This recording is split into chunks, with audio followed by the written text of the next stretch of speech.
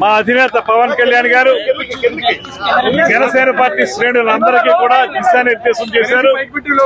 ముఖ్యంగా సమయం తక్కువగా ఉంది కనుక ఈ తక్కువ సమయంలో మనం ఎలక్షన్లకు సన్నద్ధం కావాలని, ఎలక్షన్ లో మనకి ప్రజలు ఎంత అభిమానం మన మీద ఉన్నప్పటికీ కూడా దాని ఓట్ల రూపంలో మార్చుకోవడానికి ఎలక్షనీరింగ్ చేసుకునేటువంటి సమర్థత మనం చూపించాలని, దానికి అవసరమైనటువంటి ప్రతి కార్యక్రమాన్ని ఇవాళ నుంచి మొదలు పెట్టాలని, అదేవిధంగా Telugu Desam party, Janasena party, Bharatiya Janata party మూడు కూడా కలిసి పోటీ చేసేటువంటి నేపథ్యంలో మన అందరం కలిసిమెలిసి హ్యాండ్ ఇన్ హ్యాండ్ వెళ్లి 100% విజయం సాధించాలనేటువంటి దిశానిర్దేశం మా అందరికీ చేశారు.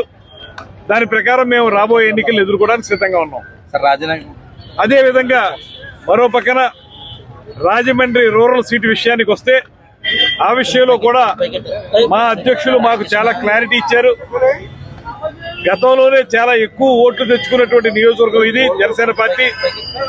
ఇవాళ రాజమండ్రి రూరల్ నుంచి జనసేన పార్టీ పోటీ చేస్తుంది, దానికి కందుల దుర్గేష్ అభ్యర్థిగా ఉంటాడనేటువంటి మాటను ఆయన మాకు తెలియజెప్పడం జరిగింది.